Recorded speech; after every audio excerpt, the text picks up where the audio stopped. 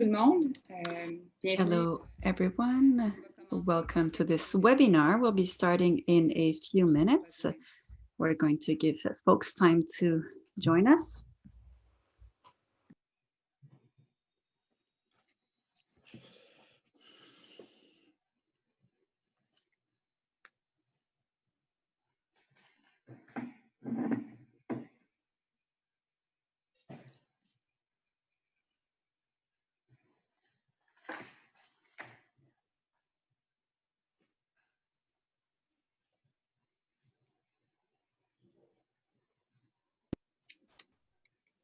Bonsoir. Alors, on va commencer. Good evening. We're going to get started. Good evening, Kwe. Hello to everyone. Buenas tardes. Buen día. Depending on where you are on the planet, virtual spaces carry technical problems, but it also allows us to meet with people from all over the world. And we're missing out on social contact that we would really love it to have currently, but thankfully we can welcome all of you tonight in this presentation, no matter what time zone people are in. First and foremost, I wish to say that the land on which I am right now is an unceded indigenous territory, Kanien'kehá:ka, that has for a long time served as a meeting and gathering space. So we are very grateful to be able to work here on this territory. The presentation tonight will be in French and in English. If you wish to have access to the interpretation, you can just click on the icon at the bottom of your screen. At any time, you can ask questions. Tonight, the presentation will be in English and French. Presenter is repeating the content in English. To hear the translate audio, and you can ask, questions in the chat. Mon nom est Marie-Josée Béliveau. My name is Marie-Josée Béliveau. I am on the board of Alternative, which is an organization that works in international solidarity based in Montreal on the Kanien'kehá:ka territory. Alternative was created in 1994, and its mission is to contribute to the construction of a fairer world where social justice and rights prevail on the economic, social, political level. This webinar is the third of a series of 4 webinars on the United States, coordinated by Alternative in partnership with many different collaborators. This webinar is about the rise of the right and why it attracts popular classes in the United States. I don't need to explain why we thought it was important to deal with this aspect during the electoral campaign in the United States, because the elections in the United States will have a huge impact on the future in the United States and elsewhere in the world. This electoral campaign is full of surprises and is occupying a lot of media space all over the world. What is also important to note with these elections is that the questions and the issues that were raised during the webinars are not unique to the United States. We also see them here and elsewhere in the world. I will let Donald present the theme of tonight's evening much better than myself. Donald is a history teacher, is a retired history professor at l'Université d'Ottawa. He's the director of research at Raoul Dandurand Chair in Strategic and Diplomatic Studies at UQAM. He was also invited professor at State University in New York, where he spent 12 years of his career. He is also an analyst and commentator of American politics in different media in Quebec and in the rest of Canada. We have the opportunity to hear him very often. Before letting Donald speak, I want to do a quick check-in on 3 things. There's some interference. I thank our partners, les Amis du monde diplomatique, la plateforme altermondialiste, le Comité intermondialiste de Québec solidaire, and Europe solidaire sans frontières. Thank you as well to Alternative staff who have been working very hard for weeks on this series of webinars. Warm thanks to our interpreters tonight and of course to our guests. Thank you, Donald, for facilitating this evening, hosting it. The floor is yours. Thank you very much, Marie-Josée. Very nice presentation. Good evening. My name is Donna Cuccioletta. I will tell you about tonight's webinar. Our guests will tell us about very important questions.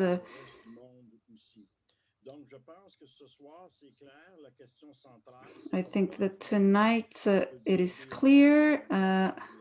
Excuse me, there are technical problems. The interpreters has to stop for a second. I'm sorry.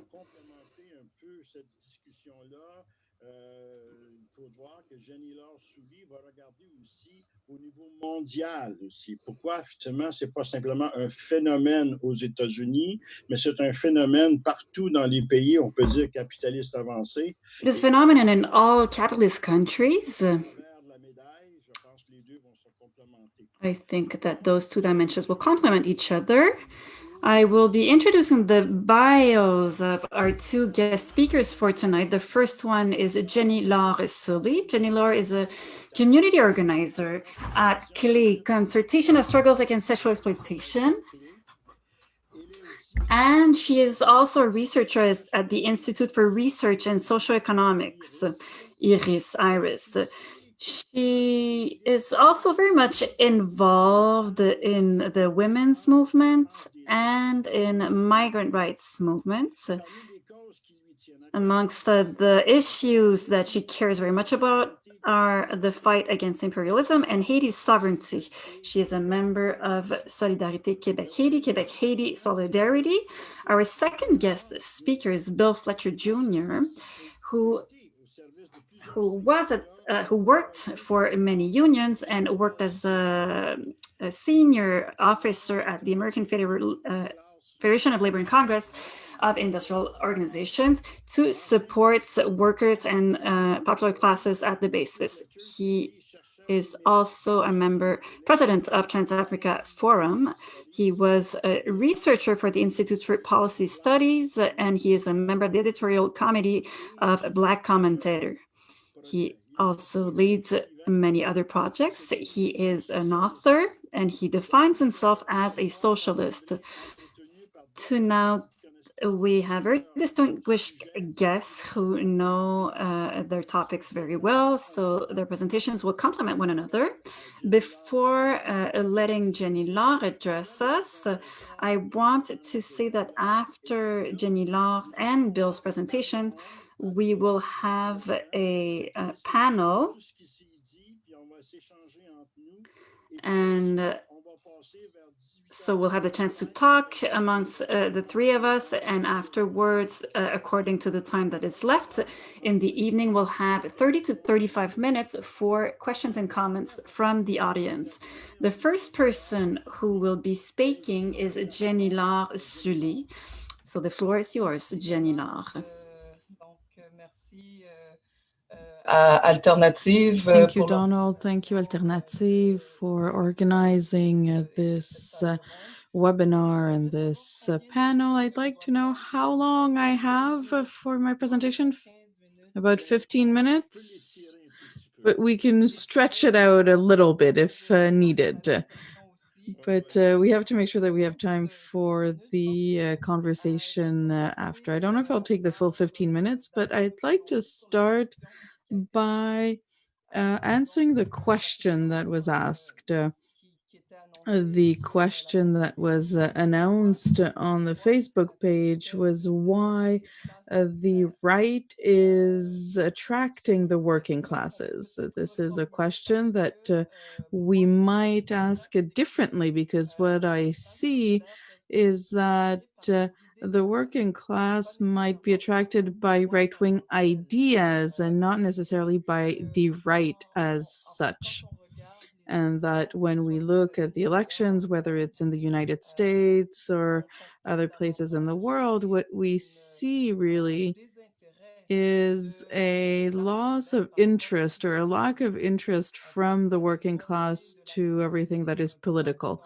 There is an increase of abstentionism everywhere, whether it's here in Quebec with the last elections. When we look at the elections that brought the CAQ to power, the level of abstentions was much higher than in previous elections. When we look at France, Europe, again, the lack of participation is very high. And if we look at towards our neighbors of the South that are the main interest for us tonight, there are almost more people who do not vote or who are not eligible to vote than those who vote as such. And that's true almost everywhere. I had written in 2017 for the IRIS a text that did the analysis of the elections in different countries of the world, including the United States. And that was one of my results of my analysis was that in most developed countries, Western countries, or even of the global South, we see the rates of abstention in the elections very high. What is specific to the United States also is the whole issue of people who are not eligible, who cannot vote, and the phenomenon of voter suppression that is a recurring issue in the United States.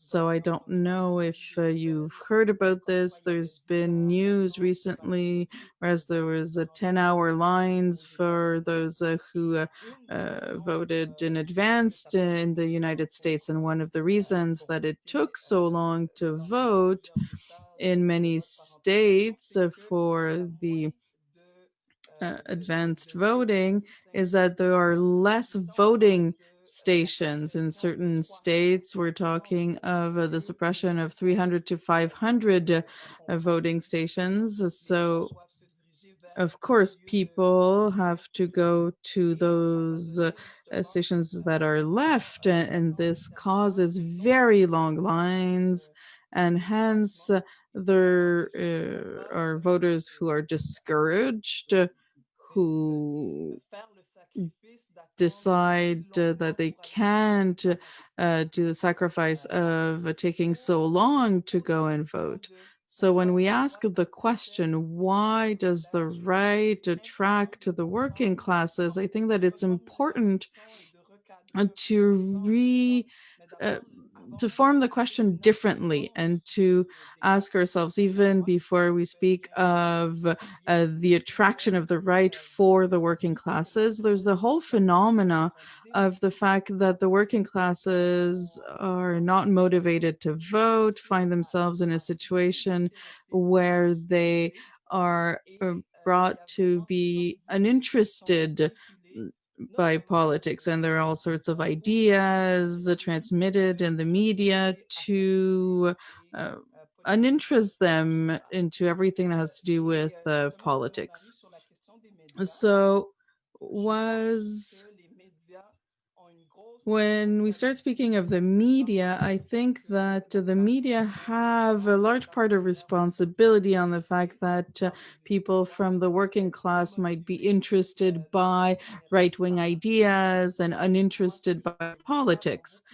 What I see in many media, in the messages that we see, there are messages that are shown as the norm, and these discourses don't offer the possibility to explore different ideas. In the case of the United States, we are shown the Democrats and the Republicans, and we almost never see other voices or other parties. And even the idea that it would be possible to vote for another party than the Republicans or Democrats, this idea is presented as ridiculous, as something that is problematic, that is bad. And so there are already in the media ideas that are presented as the norm. And this means that people get discouraged from politics.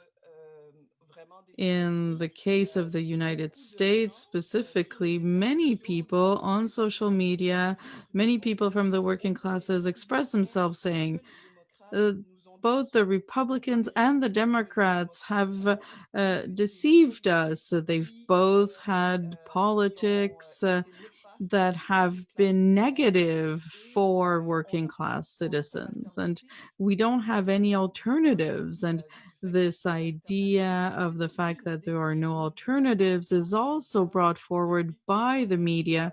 And it's been the case since at least the Ronald Reagan, Margaret Thatcher era, this whole era where neoliberalism really starting taking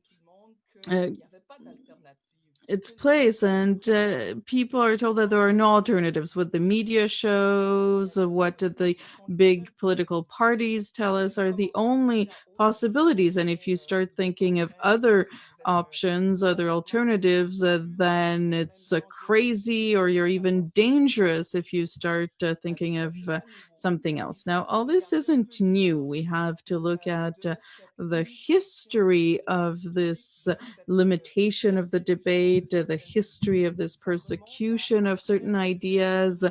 It goes back to after World War II in the United States. There was the whole McCarthy era.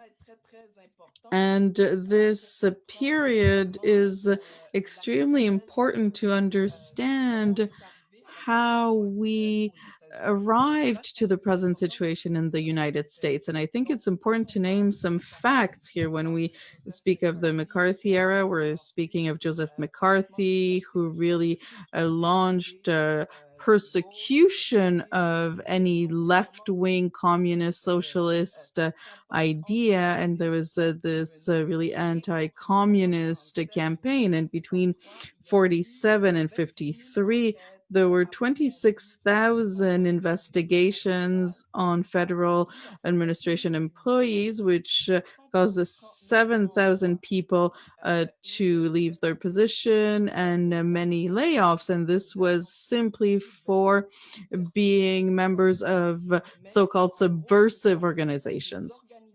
And what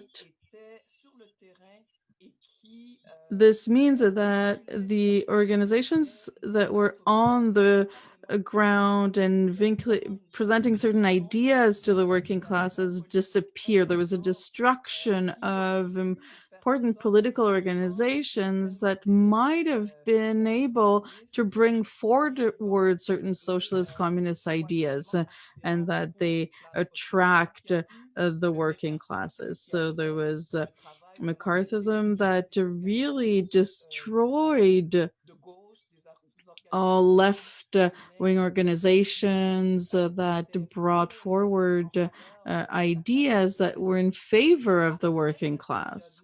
And after this period, we go into the period of the 60s and 70s, in which, and in particular, the FBI attacked all Black movements and organizations. And between the 40s until the 50s, 60s, and 70s, we can see in the history of the United States this constant persecution.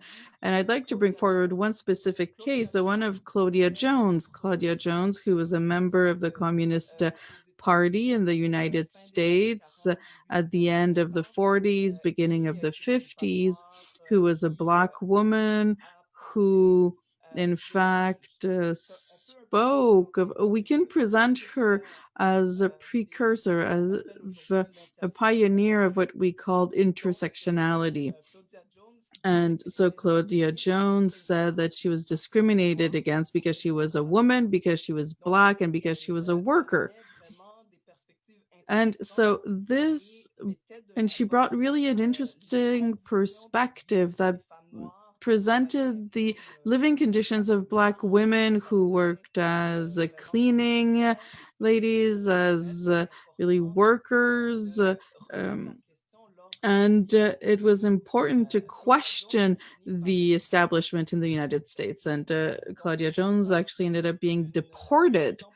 So this is a very specific example of a case where someone who presents left-wing ideas was a victim of the system, of the American system that persecutes any idea that leaves conservative or right-wing discourse. And Claudia Jones was not the only one. In the case of Claudia Jones, they used the fact that she was in an immigration process, so it was easy to deport her. But it's important to note that even people who are Black Americans were victims. Webb Du Bois and also Paul Robson and many others who were the faces of Black socialism who were persecuted. And the way they were persecuted, because they were American citizens, was that they lost their passport. And that meant that it was very difficult for them to move around when we are an activist, and that we are limited in our movements, and that we can't go and meet with the working class and with go where the people are and have political meetings. It becomes a huge problem. So that's another example. To take away passports, deporting people, all these are ways to stop people from being able to meet to discuss left-wing socialist or communist ideas. Now, if you'd like to know more about Claudia Jones, I would invite you to go on the website period.net. There's a very interesting text. There are texts that she wrote that was translated into French that is titled Black Woman and Communism, Ending an Omission. So Black women and communism ending an omission. And I think that it's important to read, because often when I speak to young people of the Black communities here with whom I speak of socialism or communism, they often have the impression that there weren't any important figures of socialism or communism who were Black. And so I like talking of Claudia Jones, and it's important to know her writings in order to correct the situation. Also, the other thing that I think brings the working classes to be attracted to right-wing ideas is this lack of knowledge of history. The fact that we have the feeling that everything is instantaneous nowadays. The youth who are activists, whether it's against police brutality or in defense of migrant rights, don't know about this left-wing activist history, and are often very surprised when we talk to them about people like Claudia Jones that they've never heard of before. Paul Robson, also the whole persecution of these organizations, they've never heard of them. Also,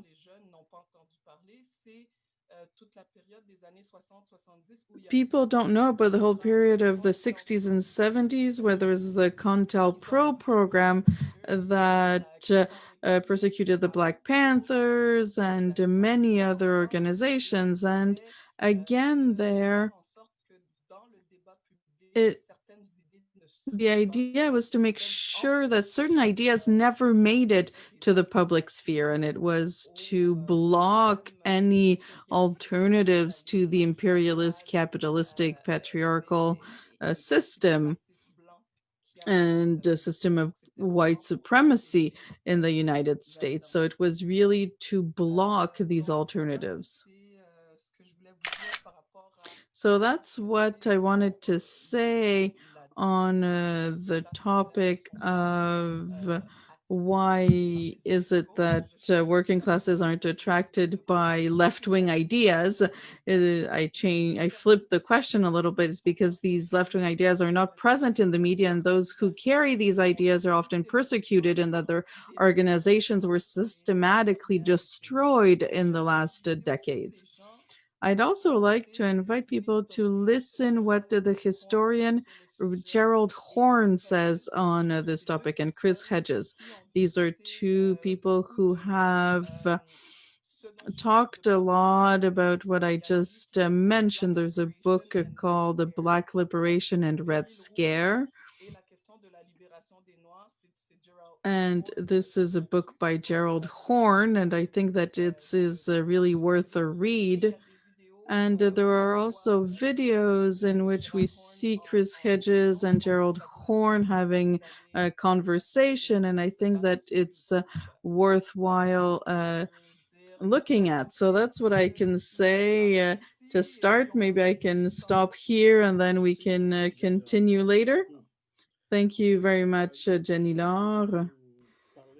Our next presenter is Bill Fletcher. I had the time to read his bio, so I'm going to give the floor over to Bill. So, yes, thank you. Good evening, bonsoir. I want to thank Alternatives for inviting me to speak with you this evening. I want to start by also clarifying my interpretation of the question to be addressed tonight. I think it's important to understand that in the United States, that there is a segment of the US working class that leans right. That the US working class is quite diverse, very multinational, multiracial, and it would be incorrect to analyze the majority of the working class as leaning right. There is a segment, though, that's rooted among white workers that do lean right. In order to understand this, you have to understand that the US working class emerges as part of the particularities of a racial settler state founded on the evils of anti-indigenous expropriation and genocide, forced labor, and racial slavery. The working class in the United States has been racially divided, and I use that term racial in quotes because racial is a political category, since scientifically there's only one race on this planet, and that's Homo sapiens. The working class in the United States has been racially divided since the 1600s as an effort that was initiated by the English elite to respond to contradictions that emerged when laboring classes were brought here, when the indigenous were in the process of being exterminated, and the elite needed a means to guarantee social control. What came to be organized labor developed in the context of, or the framework of a notion of the United States as a white republic. And the mainstream authorities in the United States after the War of Independence were very clear on this, that the United States was a white republic. In fact, in the 1790s, they argued that citizenship was open to free white people. They didn't define who a white person was, but you get the point. The labor movement, or I should say the trade union movement, that emerges in the 1830s and 1840s was a movement that arose among white labor, male and female, although generally segregated by gender, but excluding those of African descent, Mexican descent, indigenous, and Asians. So the understanding of white America has to be linked to this notion of settlerism. And settlerism, racial settlerism, brought with it the notion of a white alignment. It's the quintessential class collaboration, the idea that the poorest of the white may not be guaranteed wealth, but is guaranteed that they will not be treated in a subordinate fashion linked with those of us of African descent and other racialized populations.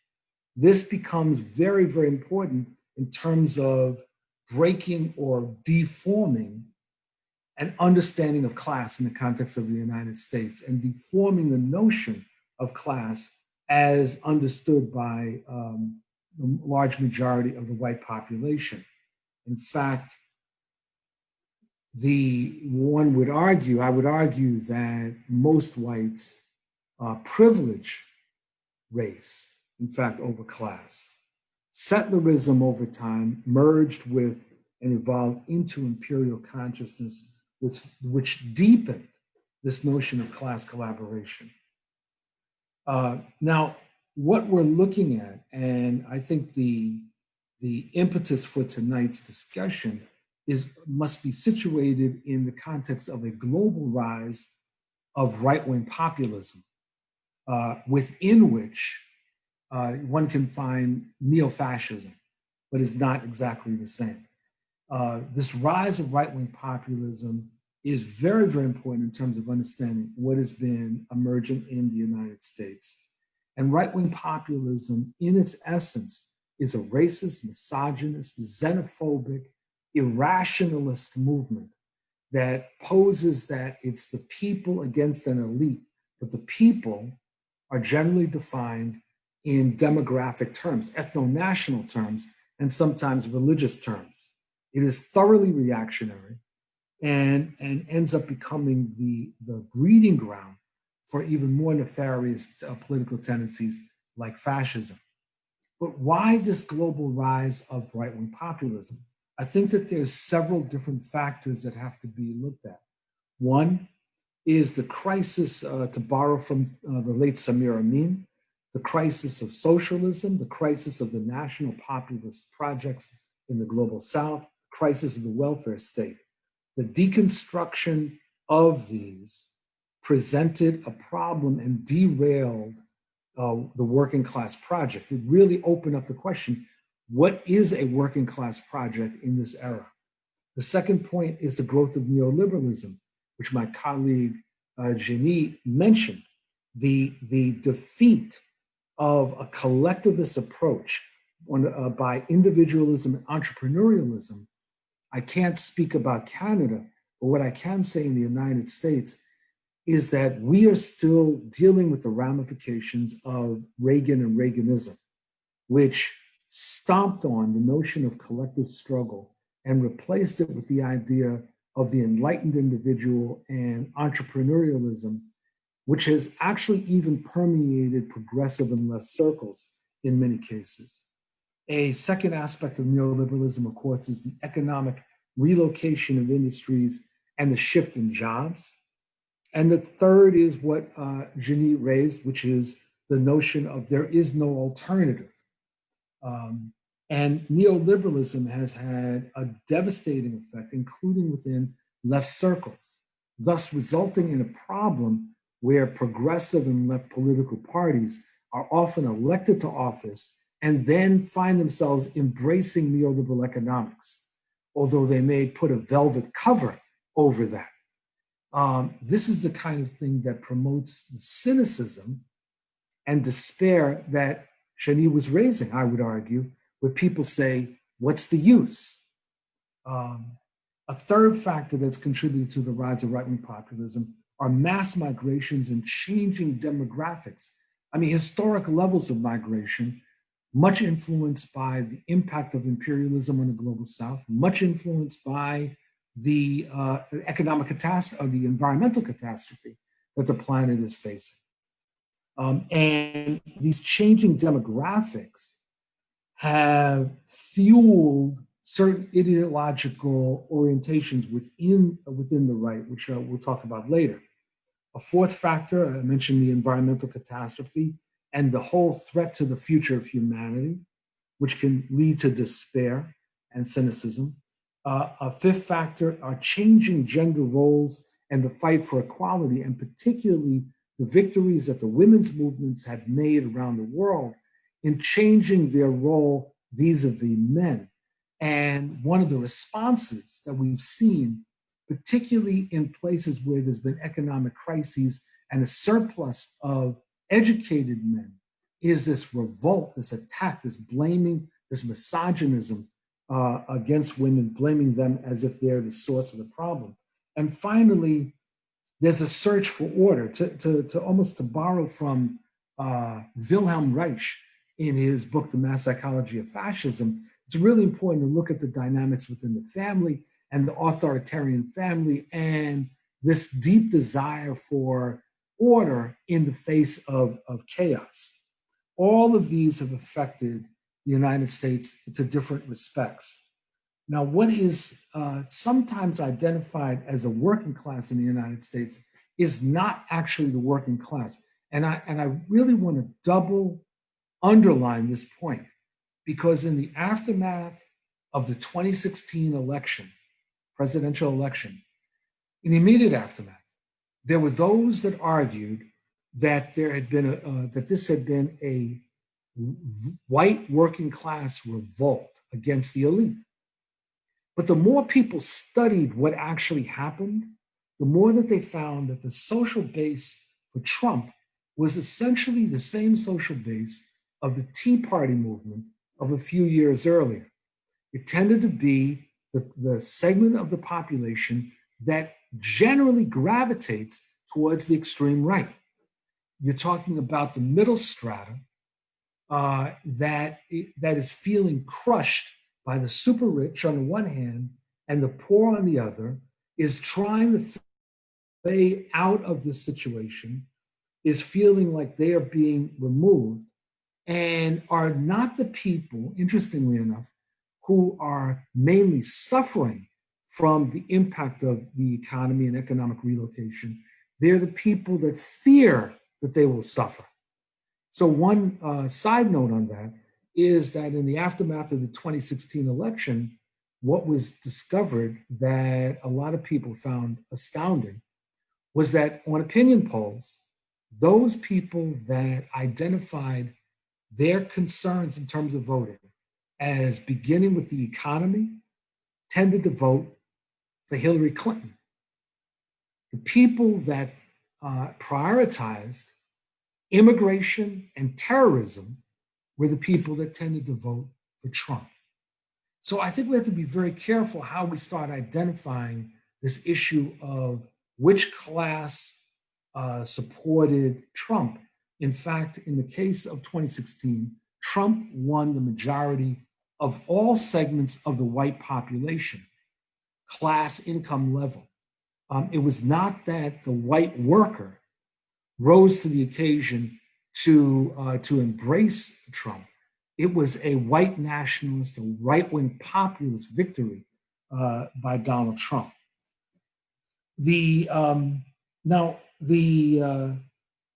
Responding to the right means understanding the base of the right.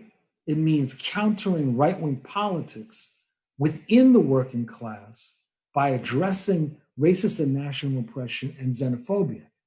It does not mean avoiding discussions about racism, national oppression, xenophobia, and sexism, which is an orientation among some segments of the left who think that there's some pure form of class discussion that will somehow unite us all and we can walk off to the great utopia. It doesn't work that way. There is no race-neutral class politics that can unite workers. The working class in the United States is divided. The question facing the left is how does it become united? Additionally, there is no what I would call progressive demographic politics. By that I mean that there's been a lot of discussion in the United States about how by the middle of the 21st century, demographically, there will be no majority. In other words, there will not be a majority white population. There will not be a majority Latina population, etc. Some people have taken that to assume that by the middle 21st century, because of the demographic changes, that progressives will inevitably win. Demographics does not equate ipso facto into politics. If that was the case, then apartheid would have been defeated much earlier than 1994. Demographics is a contributing factor, but by itself, it is not enough in order to win.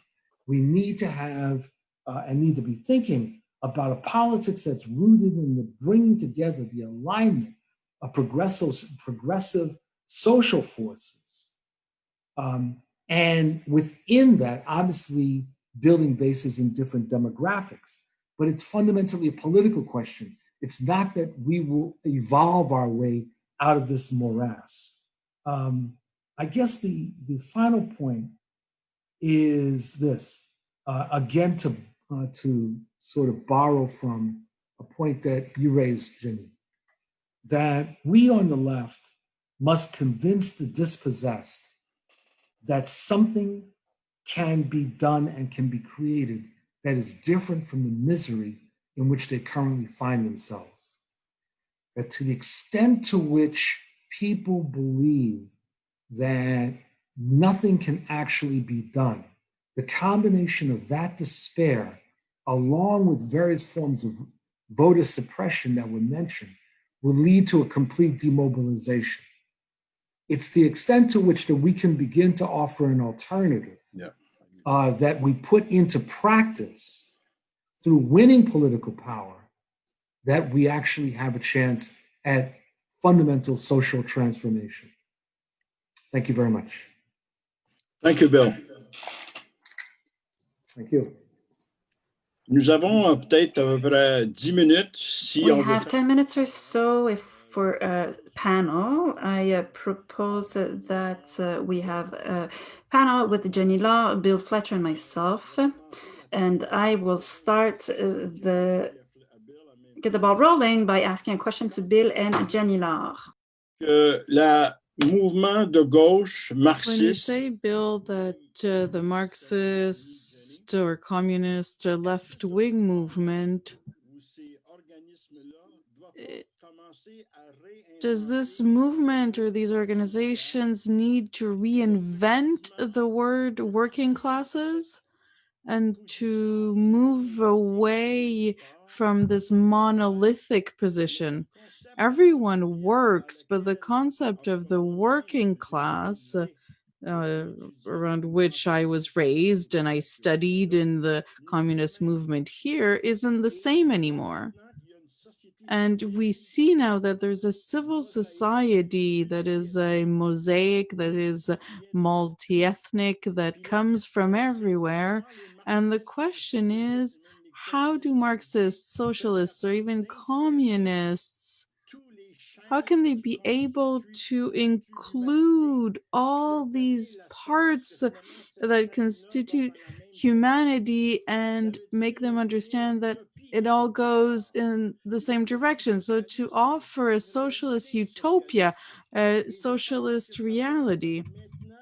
And I think that we need now to look at ourselves. I've been told often by people from the left in the United States who have done their mea culpa, saying, but those crazies that we see with baseball hats, driving their big trucks with the crossbar on the front, we don't want to see them.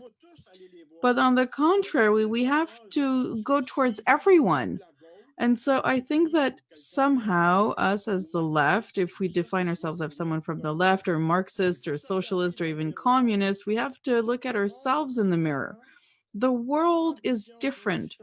The ambitions are different. And indeed, it is by bringing something new in the definition of the terms that we'll be able to maybe not harmonize, but to find a voice in which everyone finds their place to go towards a revolution and destroy capitalism.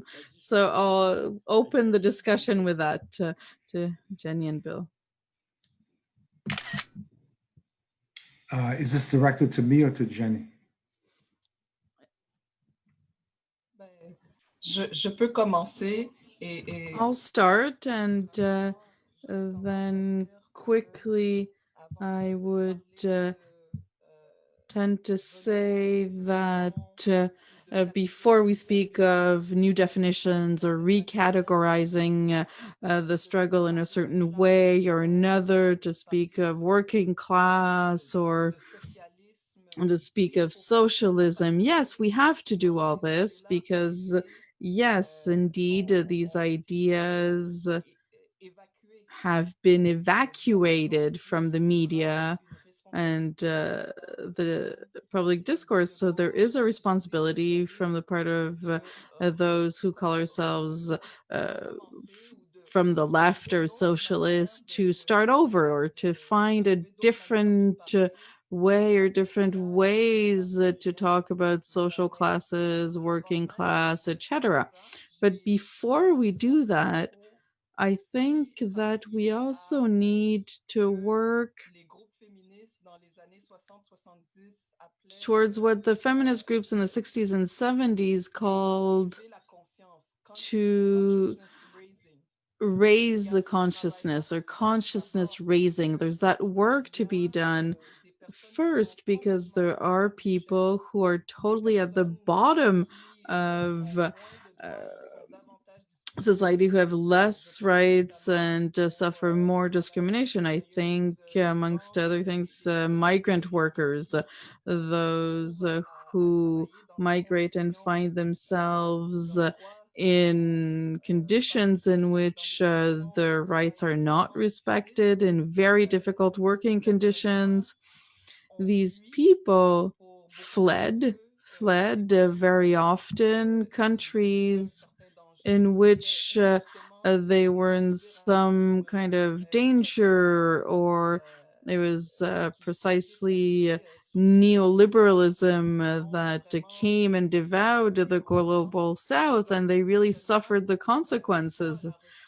So these people are really seeking better living conditions before anything else. And I meet a lot of people who arrive here, and very quickly what I realize amongst these migrants who find work very quickly and who start having money coming in very quickly, they go into debt. They get a credit card, they want to have a certain buying power, and the whole system tells them that that's their objective in life. It's to have buying power. The only power that is important is buying power. So to speak of collective actions and mobilization is extremely difficult. There's popular education work that needs to be done, of awareness that has to happen amongst all workers and in particular those who are even more isolated and even more in precarious situations of survival, of I need to obtain buying power, purchasing power. That's what I see in a lot of people. We can't just come in and say, I want to sit down with you and talk about socialism. It's very hard to do it that way. We have to start by talking about working conditions, and to bring it in context and to explain to them, not to explain to them, but to have a conversation and say, have you ever thought of the reasons why you had to leave your country and find yourself working, for example, in Olimel here in Quebec, in a food processing plant, in a meat processing plant in very difficult conditions, or working in agencies, temp agencies that send you to work in different healthcare institutions where you're exposed to the coronavirus. And so did you think of all the reasons and all the factors that brought you here, that bring you into this situation? So before we're able to talk about what we can do to improve, there's this whole part of popular education that has to happen with the whole of the workers. Bill, you want to intervene? Yes. So first of all, I think that the left needs to reinvent itself. It needs to refound itself. And that means beginning with a recognition of issues at stake in the crisis of socialism. And so I think that that's point number one. I don't think that there's so much of a need for a reinventing of the term working class or what we, but I think that there is a need to reconceptualize it, because for much of the left, the notion of the working class was male, and it was also manufacturing. And it was very limited in its conceptualization as to who were workers and who were not. And so I think over the last 30 plus years, 40 years, that's been shifting, and it needs to shift, I'd say, even more. That at a strategic level, the transformation in advanced capitalist societies, or well, in most societies, is going to be a multi-class alliance, even if it's led by a particular class. And in the case of the United States, it's the notion of a popular democratic bloc that is leading the change for the transformation. Now, one of the things that we have to be clearly aware of, and we can see it in the United States, is that there are a lot of very bad people. There are people that I would call zombies. They're the core of Trump's base. And these are people that have lost their humanity. They are not getting their humanity back. This may be about at least 25% of the electorate. These are people that are thoroughly reactionary, and attempting to appeal to them is fruitless, because they live within a delusional, irrational bubble. We have to counterpose to the zombies the notion of the popular democratic bloc, which should be thought of as the new majority. We should be thinking in majoritarian terms. And we on the left need to be building a new majority that can not only defeat the right, but can actually govern. And that's going to be very complicated. For many of us on the left, born and raised on purism or on a class versus class analysis and just seeing the world coming down to the working class fighting the capitalists, there is actually no future in that. On the other hand, if we're thinking about building a new majority that, in my humble opinion, is led by the working class, and a working class perspective, that gives us at least the opportunity of defeating the forces that I call the zombies.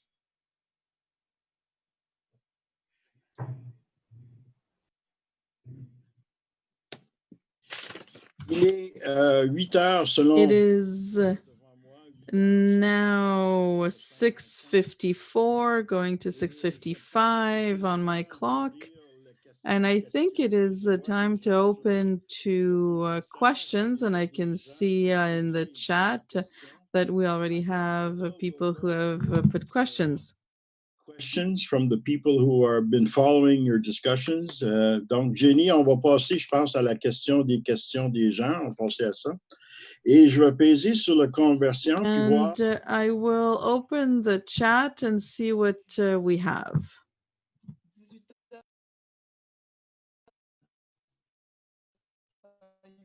So it is a 6:54. The first question I have here is it similar for those of the poorer classes who are Quebecers or Canadians? The buying power is something that they've worked hard to get, and they might not be ready to let it go to fight for the working class and not in favor of the economy of the elite. So, Jenny, you spoke about this a little bit. Maybe you can answer quickly because we'd like to go through as many questions as possible.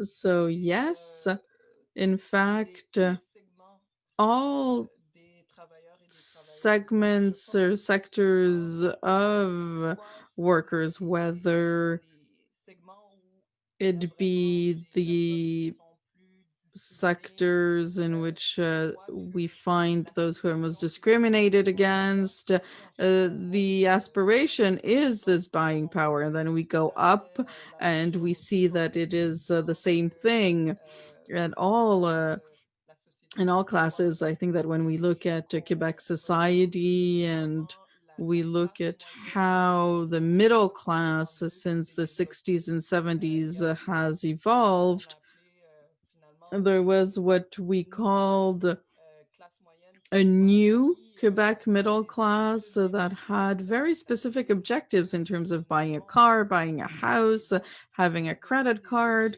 So these became objectives for all these workers. I totally agree with this. So the objective isn't necessarily anymore the class struggles, but of having a spot on the work in the labor market or in a company where they'll have a certain number of privileges. So yes, there was this abandoning of the class struggles for a place struggle. So we end up in a market of everyone against everyone, basically, in the labor market. And so finally, there is a need to realize that the real winners in all this are those who are the owners of the large companies. The second question that I see here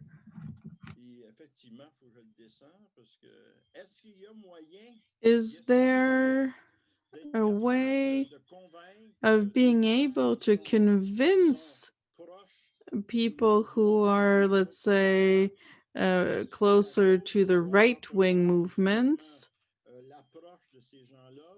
Should the left try to bring them in through popular education, or are they lost to us?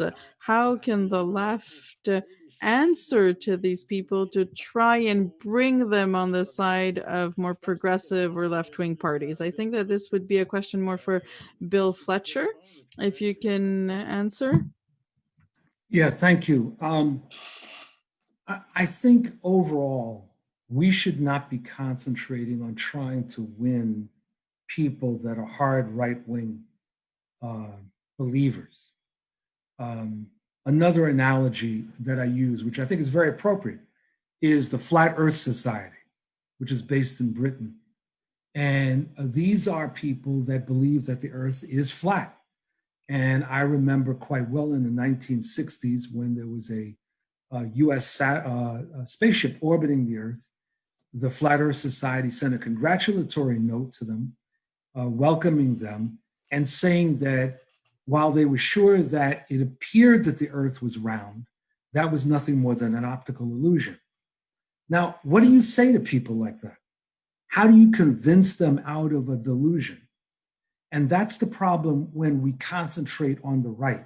You're trying to argue people out of a delusion which is self-reinforcing.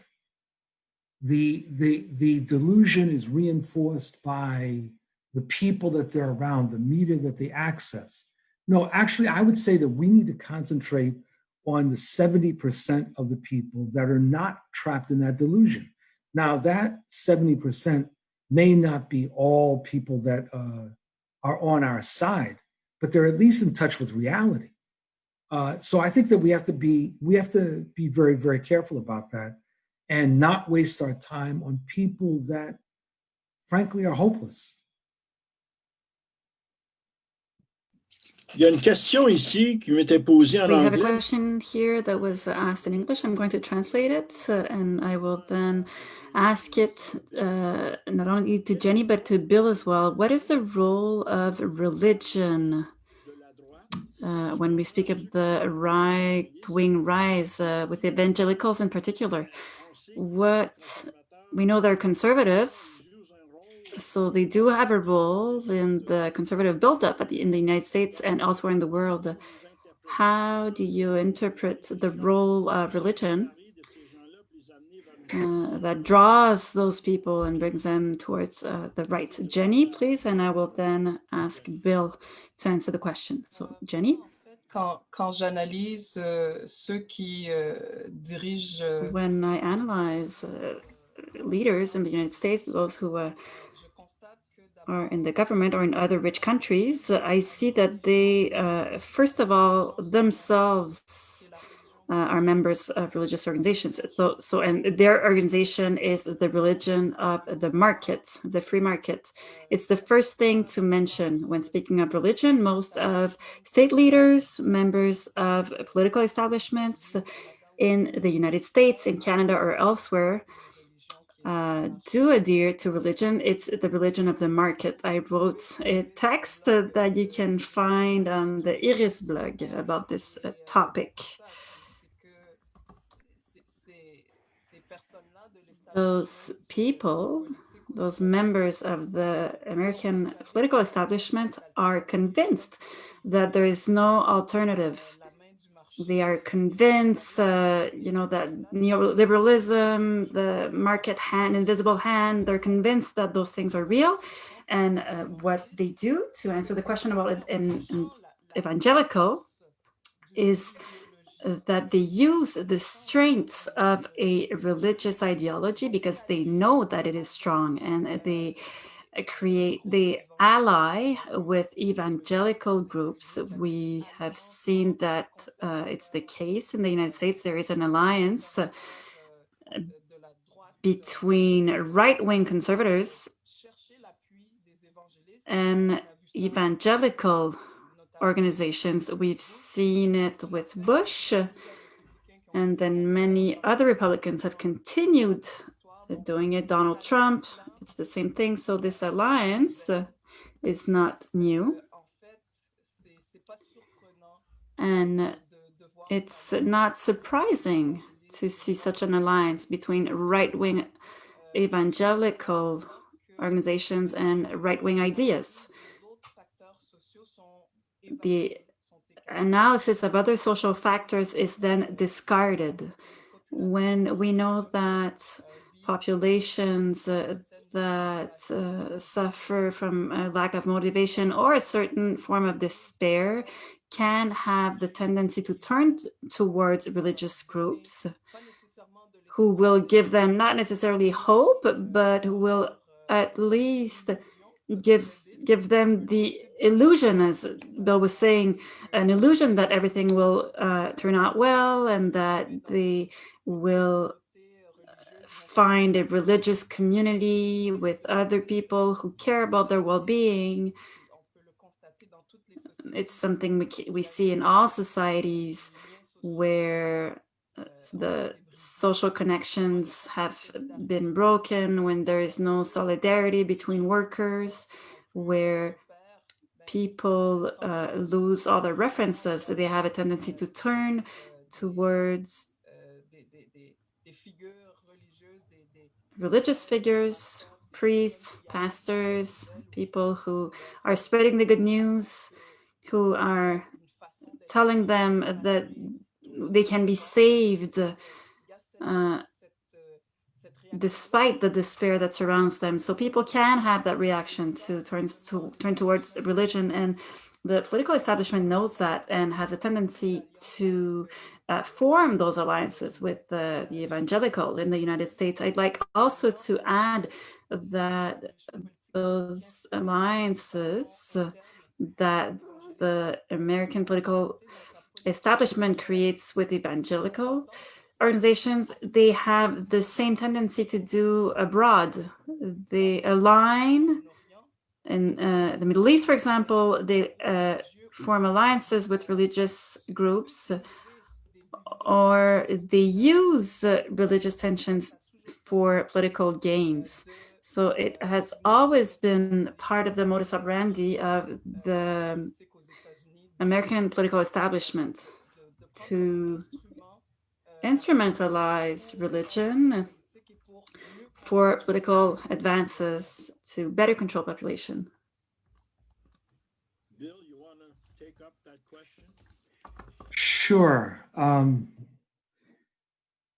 You know, I think within the Abrahamic religions, Judaism, Christianity, and Islam, there has been, from their inception, a struggle as to whether it was a religion of the elite or whether a religion of the poor, whether it was a religion of the oppressor or the religion of the oppressed.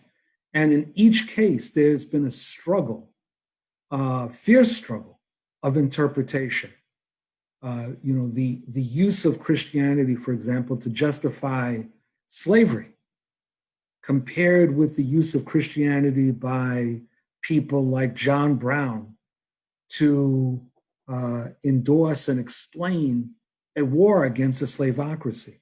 So the struggle has been there from the inception. And what we're seeing right now is a form of right-wing theology that is right-wing in the United States context, primarily within Christianity, but also within Judaism, that is in struggle against a different interpretation of religion and is aligning itself with forces of, particularly forces of sexism, forces that aim to bring about a restoration of traditional gender roles, forces that are attempting to legitimize various economic hierarchies, and they hide behind the cloak of religion. This is not new. We've seen this, you know, for a couple of thousand years. It just happens to be manifesting itself in a particular way now. And the hypocrisy of these right-wing theologians is absolutely amazing.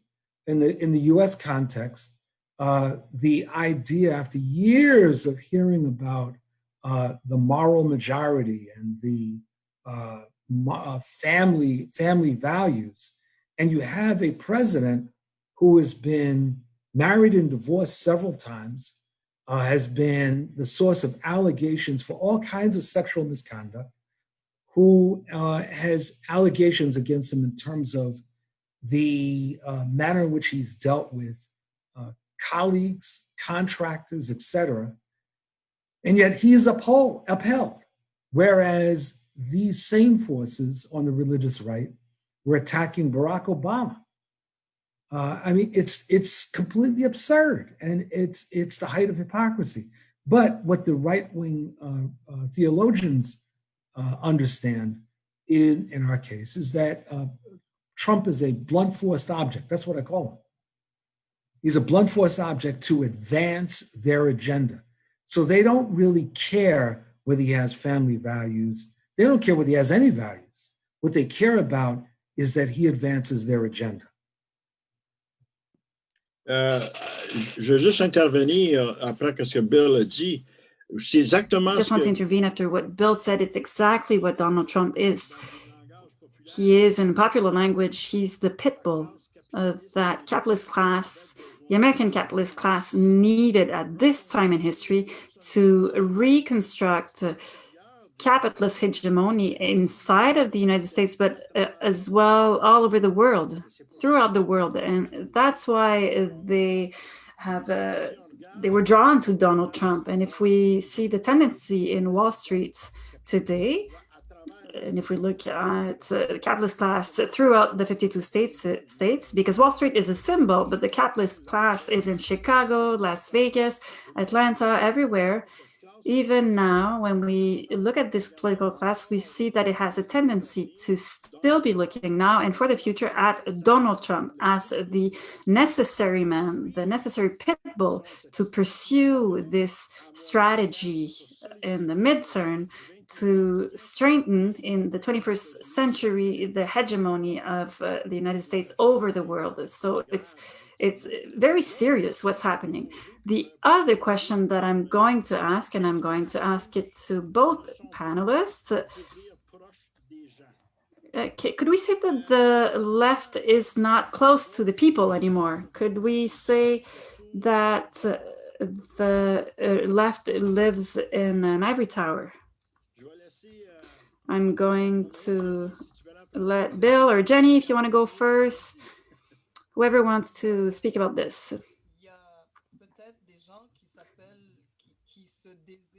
There might be people who think of themselves as being of the left who are in ivory towers. But the question we must ask ourselves then is, are those people really of the left? I don't know.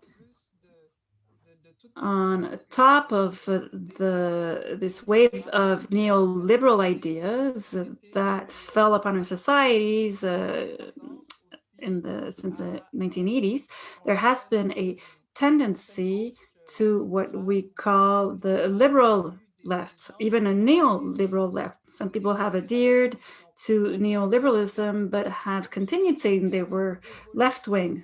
There has been an evolution. I don't know if we can use the word evolution, but there have been changes within the left, and it might be a step back, regression. Not changes that are certainly not in the right direction, but those changes mean that part of the left have embraced neoliberal ideas and are not naming it as such. There is a neoliberal left that does not identify as neoliberal. They present themselves as the left, period. Are those people in ivory towers? Are they disconnected from what is going on with the most discriminated against workers? I think that's very possible. And when we look at the debates that catch the political class's attention in the United States, we often are under the impression that they're disconnected from what a good part of the population is actually experiencing, because most of the population is increasingly living in precarity. More and more people cannot even find housing. There's homelessness. There's a series of problems that are completely that the political class is completely oblivious to, and they continue to say that they are left-wing, those people. If we look at the political terrain in the United States, we are under the impression that most people are center or right. I'm not even sure there's a real left in the United States, honestly. So to speak of the left as being in an ivory tower, we must first ask ourselves, are those people really left-wing? If we want to talk about the real issues, if we want to redefine, reappropriate certain terms like working class and other words like that, should we not start by saying that there are people like Nancy Pelosi who pretends that she speaks for the workers, the American workers, and she pretends that she's progressive. You know, it's the correct term, right? But it's ridiculous to think that such a person could be identified as being on the left. Even Obama, I've had conversations with people here who insisted and who were saying that Obama was progressive, was on the left, and when we analyze his action and the facts, Obama is someone that we could call, you know, borderline limit. I would even say center, and I would even say center right. So this progressive elite that exists in the United States, might be disconnected in ivory towers and incapable of truly speaking with the workers in general. Bill, you want to comment on that question? Sure. So I think you have to distinguish, and I think that this is going towards something that Jenny was raising. There's the organized left, and then there's sort of what I call the objective left. So the organized left are people, either organizations or individuals, that see themselves as fighting for fundamental social transformation. Obama, Pelosi do not fall into that category. They're liberals. And the organized left is very diverse, has all kinds of political tendencies, ranging from old line pro-Soviet folks, social democrats, Maoists, post-Maoists, Trotskyists, you name it, anarchists, and is very divided. And some of those forces are very well rooted among the people, and some of them are not. So I would not paint with a broad brush. Then there's sort of an objective left, and that in what I mean by that is that at any moment in a struggle, there is within the forces that are at battle, forces that are on the right, forces that are in the middle, forces that are on the left. And those forces that are on the left may not see themselves on the left, but they're on the left compared to others. I'm talking about, in responding to your question, people who see themselves as leftists. And I think it's too easy to say that people are out of touch, that it doesn't exist, because I know the social movements. I know that whether you're talking about the trade union movement or the environmental movement or any number of other movements, there are very real left-wing forces involved in those trying to do something. The problem is that we are less than the sum of our parts. We have been unable to break through and construct the levels of organization that are necessary in a country that has 350 million plus people.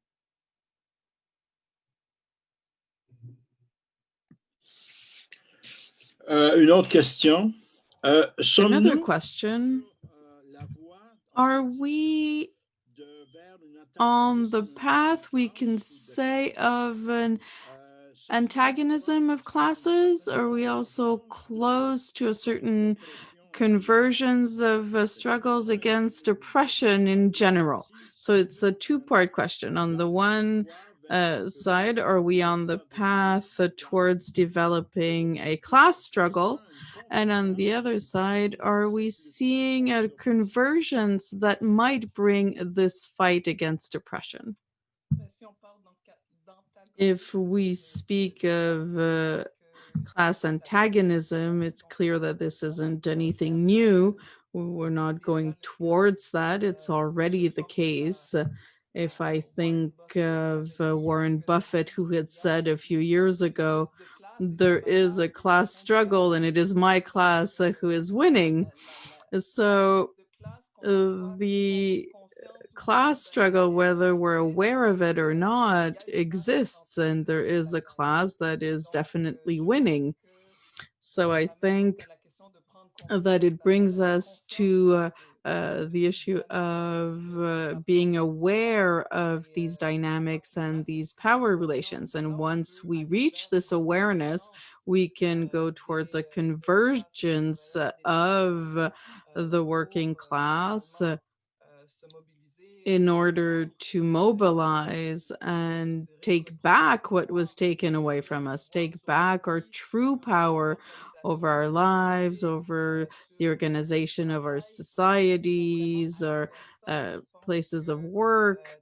And that's what we have to go towards. I think that very often those who are victims, who are oppressed by the dominating systems that are capitalism, imperialism, patriarchy, and others, we often tend to give a lot of importance to elections. We tend to say, okay, we're going to mobilize for the elections right now, or at least we're seeing a lot in the States. So that's what happens at every electoral cycle.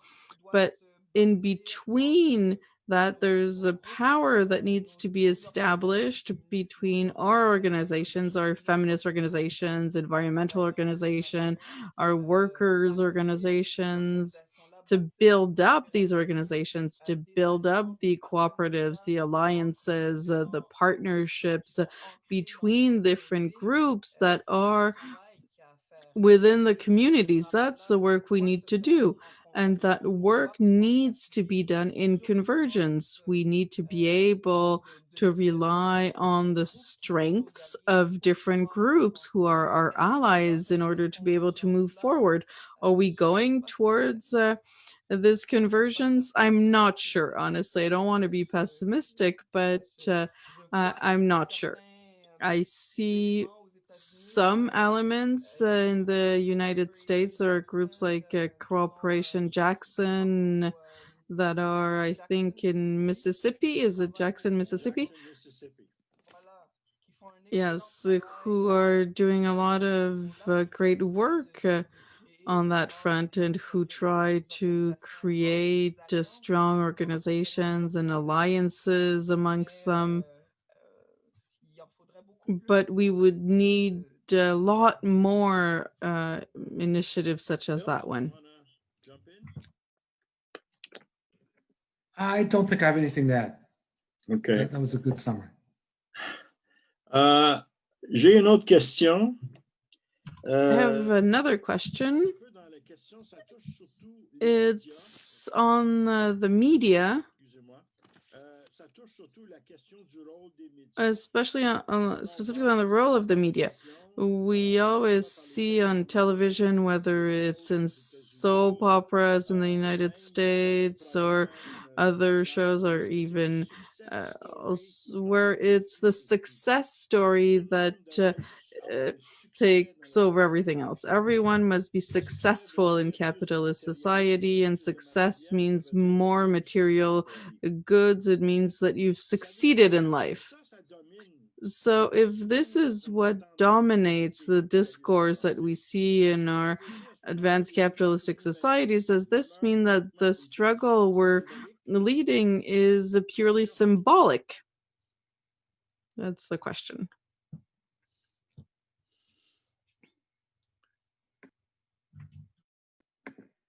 No, I mean, the struggle we're engaged in is very real, but the media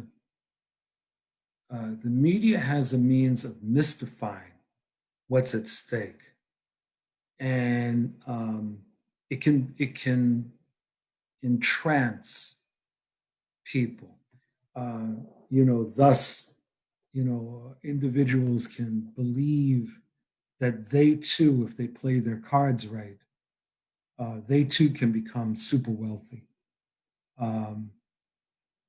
Fundamentally, I don't think that that's new. One of the things that in many left circles, you hear people talk about whether the power of the media or how wealthy the right wing is, the other side. And I think we have to face the reality that there's never been a moment in history when the oppressed had better media than the oppressor, that the oppressed had more money than the oppressor, that the oppressed had more resources than the oppressor. The oppressed have organization or they have nothing. And through organization, they have to develop alternative media, alternative ways of shifting common sense, to borrow from Gramsci. That's the challenge. And I'd say that's a very fundamental challenge. And we should keep this in mind so that we don't fall into despair. And so, because when, for example, in the United States with Fox News, the progressives are not going to have a vehicle that can compete with Fox News. We're just not. So once you accept that, then you start to think strategically, how do you operate within that context? How do you operate within that situation? How do you encircle the other side and neutralize them? That's what I think we have to focus on.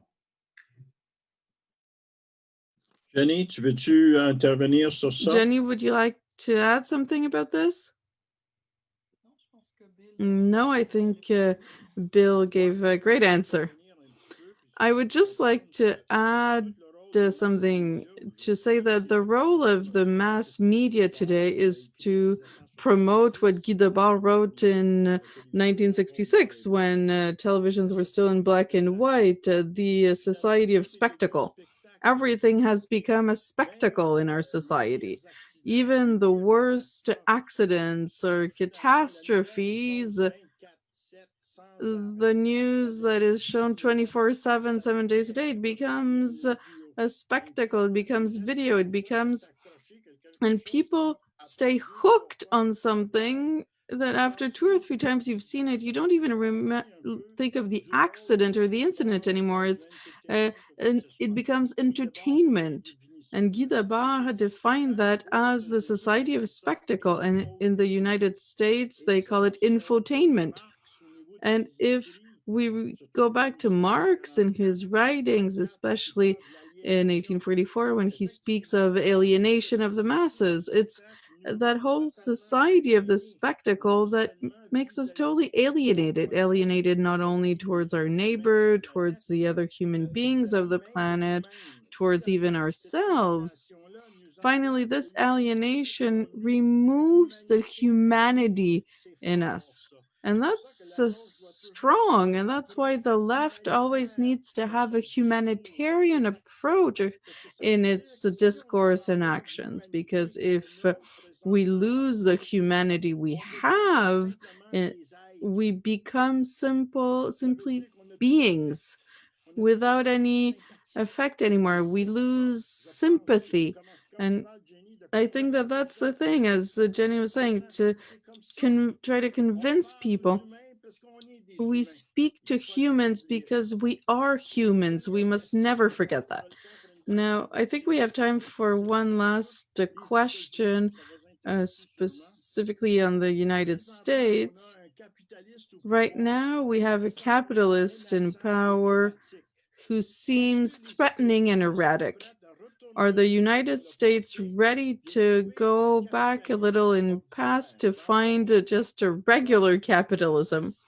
So Trump versus Joe Biden, I guess, is the question. Because the way we see it is that Joe Biden is a neoliberal capitalist, but of the regular type, a nice guy. Whereas Donald Trump is not a nice guy who is erratic, threatening, and hardcore capitalist. So is this what we're seeing in the United States in these elections? Is this what's being offered to the population in the United States right now? I don't think that either of them can be considered as regular capitalists. I think that Biden, as much as Trump, have voted or put in place very dangerous measures. So I don't think that it's normal or ordinary. It's dangerous on both sides. The style is different, but they've both made decisions that have threatened the lives of the Black population in the United States, that have threatened the lives of people in countries in which the United States are in war. They're both pro-war. They are both pro-capitalist class, pro-big business. So Joe Biden said that nothing will fundamentally change. He's said that recently, that nothing will fundamentally change. So is Trump potentially more dangerous? Some make that argument, and it's possible, but there are many horrific things that we hear about Trump, many things that make us feel like he's the worst. And then we go into the logic of what is less bad between Trump and Biden. But I think we have to realize that they are both dangerous. There's a difference in style, and maybe indeed with Biden, the speed at which we will go towards a catastrophe will be a bit slower. But let's be clear, with one or with the other, we are going towards catastrophe. Yeah. I'll have to respectfully disagree with my colleague. I don't think that this is an election between Biden and Trump. This is an election between a vast right-wing populist movement, which has an armed wing, and Forces for Democracy, which are very broad. They range from traditional liberals to people on the left. That's what's at stake here. The question is not identifying who is more dangerous, although Trump is, in my opinion, but understanding that this is not about individuals. This is about a vast social movement that has been emerging since the late 1960s. And as I mentioned, and I will mention again, has an armed wing. Within the next 10 days, we could find ourselves in a civil war. And not simply about an exchange of harsh language. And so we're dealing with a very almost unprecedented situation within the United States. Now, I would argue that with all of his deficiencies, and certainly Biden is no socialist, he's not someone I would identify as a progressive. The question is, who would I rather be struggling against? Who would I believe might be able to be pushed more in the direction that needs to be pushed? And I think that the answer is Biden, because Trump has made it clear that he couldn't care less about 60 to 70% of this country. He cares about his base. And if his base survives and the states that vote against him unravel because of the corona crisis and the economic collapse, he does not give a damn. I mean, this is really highly unusual in US politics. And so I think that we've got to understand that the stakes are very high in this election. And for us on the left, we need to be thinking both about defeating Trump and defeating the social movement, but also how to push Biden, if Biden gets elected, to do the things that need to be done. And I think that there's an example that one could see in the 1930s in the Roosevelt administration, where he was a very lackluster candidate who got elected, and social movements pushed him to do far more than he anticipated that he would do. I think that's what confronts us. Et avec cette dernière intervention, nous avons atteint. With this last intervention, it is 7:33. Our time is up. I only have the time to thank our two guests who have explained many things to us. We have lots of food for thought, Jennie-Laure Sully and Bill Fletcher. I would also like to thank the audience, people who participate in this webinar. We've had a very wide audience. It's extraordinary. Thank you for your questions. Unfortunately, we weren't able to go through all the questions, but nevertheless, this conversation has generated a lot of questions, which means that our guests were inspiring. They made you think and reflect on different things. So I wish you all a great evening. Stay safe. Be well. I'm going to give the final word to Marie-Josée. Yes, thank you, Donald, to yourself as well for your facilitation, for hosting, for asking the questions. It was truly very interesting. Thank you to Jennie-Laure and to Bill.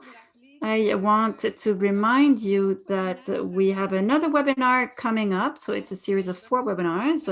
The webinar will be on November 14th at noon with Monique Simard, Branco Marcetic, Biju Matthews, I'm not sure if I pronounced their name correctly, I'm sorry, and other guests to be confirmed. It will obviously be after the elections, so we don't know what is awaiting us. We don't know what's going to be said in this webinar.